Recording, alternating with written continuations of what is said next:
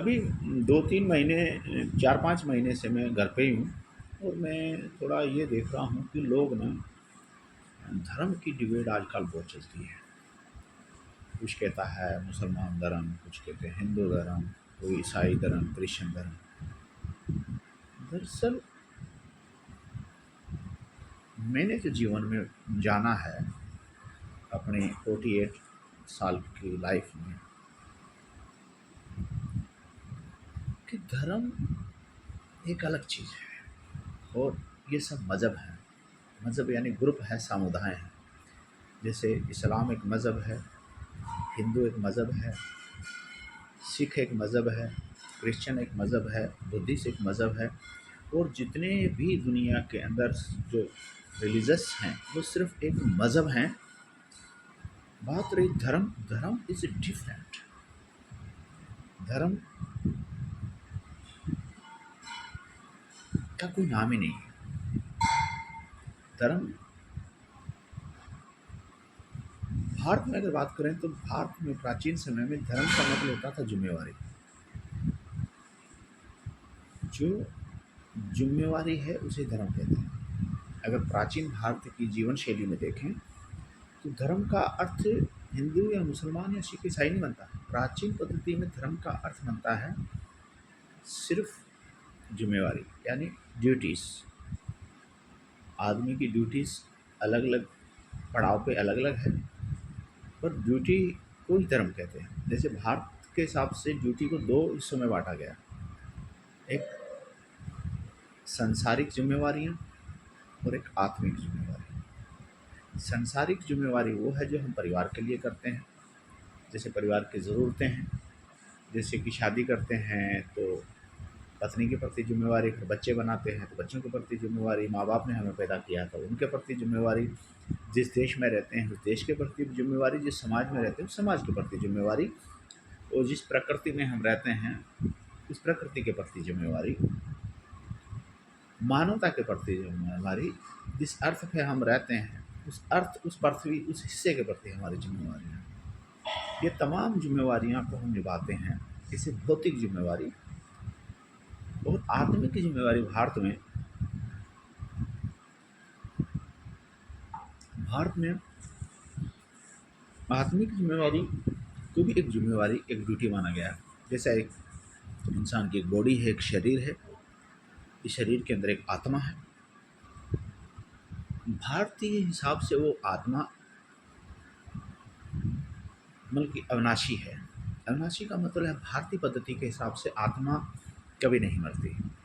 शरीर मरते हैं, आत्मा नहीं मरती। और ये तो इस्लाम भी मानता है। इस्लाम भी इस चीज़ को मानता है कि रूह नहीं मरती, यानी रूह नहीं मरती यानी आत्मा नहीं मरती। और क्रिश्चियंस लोग और अन्य धर्म भी इस चीज़ को मानते हैं।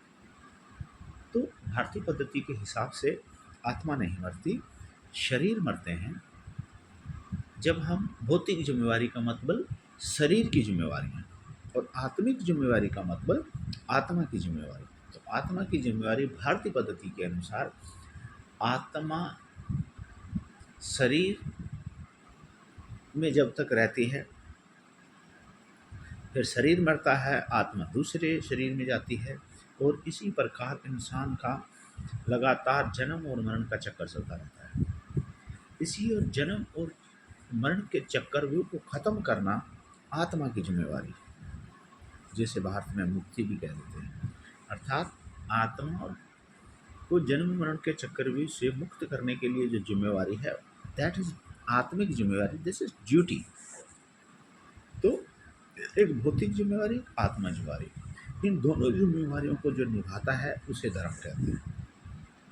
अब वो इन जिम्मेवारियों को चाहे कोई मुसलमान बन के निभाए, चाहे कोई क्रिश्चियंस बन के निभाए, चाहे ईसाई बन के निभाए, कोई बुद्धिस्ट बन के निभाए, चाहे किसी भी जाति मज़हब समुदाय का आदमी क्यों ना हो, वो इन जिम्मेवारियों को निभाता है, वो ही धर्म वाला है। धर्म का अर्थ बस यही है। धर्म ना लैंग्वेज है, धर्म ना पहनावा है, ना कलर है, ना रंग है, ना भेद है, ना भेष है, ना भूषा है। धर्म का मतलब जो इंसान जिम्मेवार है, जो आत्मा के प्रति जिम्मेवार है, शरीर के प्रति जिम्मेवार है, यानी भौतिक जिम्मेवारी और आत्मिक जिम्मेवारी। शरीर की जिम्मेवारी, क्योंकि हम इस देश में जहाँ भी जिस भी देश में हम रहें, तो हमारी शरीर की नीड्स क्या है, आप हमारी परिवार की जिम्मेवारियाँ क्या हैं। सभी रिश्ते तो इस शरीर से जुड़े हैं ना, तो शरीर की जिम्मेवारियाँ होंगी।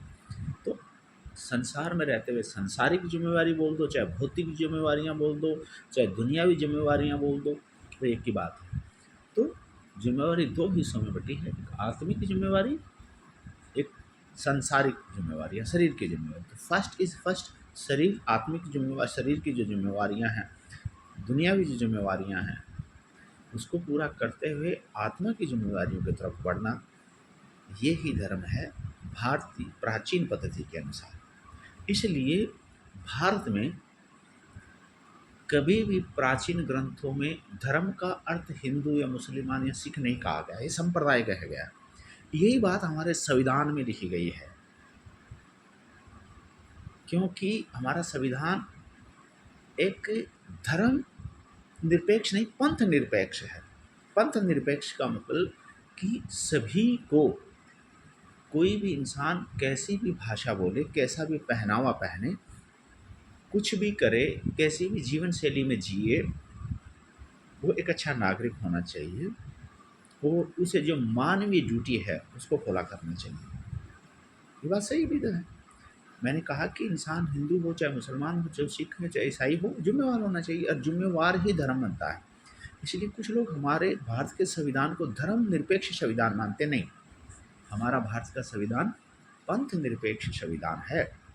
तो धर्म निरपेक्ष तो संविधान कोई हो ही नहीं सकता। तो धर्म का मतलब तो होता है ड्यूटी। ड्यूटी से आप कैसे बच सकते हो? हाँ, पंथ निरपेक्ष कि आपको ड्यूटी को बढ़ावा देना है, ना कि पंथ को बढ़ावा देना है। हाँ, पंथ को बढ़ावा का मतलब ये है कि आपकी फर्स्ट प्रायोरिटी ड्यूटी होनी चाहिए, मानवीय जिम्मेवारियाँ होनी चाहिए। बस यही यही है धर्म का अर्थ, और यही हमारे संविधान का अर्थ है। कुछ लोग छोटी सी बात नहीं समझ पाते, बहुत सारे पढ़े लिखे लोग हैं, नहीं समझ पाते। मैं तो ज़्यादा पढ़ा लिखा नहीं हूँ, पर शायद मुझे जीवन के बहुत सारे अनुभव ने ये चीज़ें सिखाई हैं कि धर्म का अर्थ सिर्फ ड्यूटी बनती है, सिर्फ जिम्मेवारी बनती है। चाहे हम कोई भी भाषा, कोई भी पहनावा, कुछ भी पहने। मैं तो इस्लामिक कंट्रियों में रहा हूँ तकरीबन 22 साल। मैंने वहाँ के जीवन में भी समझदार लोगों को ये देखा है। भारत में रहा हूँ, मेरी मातृभूमि है। तो मैं आज के 30 से 40 साल पहले की अगर बात करूँ, तो हमारे जो बुजुर्ग थे, कभी भी वो इस चीज़ को कभी लेकर लड़े, इतनी था ही नहीं उनके अंदर क्रेज़ धर्म को लेकर, मज़हब को लेकर। वो कभी ये मानते ही नहीं थे। बहुत सारे बुजुर्गों के साथ में हम 30-35 साल पहले बैठते थे, जो आज़ादी से पहले से, जो उस समय उनके 70-80 साल उम्र होती थी। तो उनमें कभी ये था ही नहीं, जात उनमें था भी कि धर्म में बस इंसान अपना अच्छे से कर्म करे, अपनी जिम्मेवारियों को पूरा करे, तो वही धर्म है। और वो बात बड़ी सहजता से कह जाते थे, जिसे हम समझ ही नहीं पाए। देखा जाए तो है क्या, यही तो है। इंसान अपनी जिम्मेवारियों को पूरा करे, वही धर्म है। औरत अपनी जिम्मेवारियों को पूरा करे, इंसान अपनी जिम्मेवारियों को पूरा करे। और जैसे जैसे बच्चे हैं, हम अपनी जिम्मेवारियों को पूरा करें, अपनी जिम्मेवारियों को निभाएं, धर्म अपने आप ही हो जाता है। धर्म का अर्थ सिर्फ जिम्मेवारियों को सही से पूरा करें। थैंक यू, गुड बाय, नमस्कार।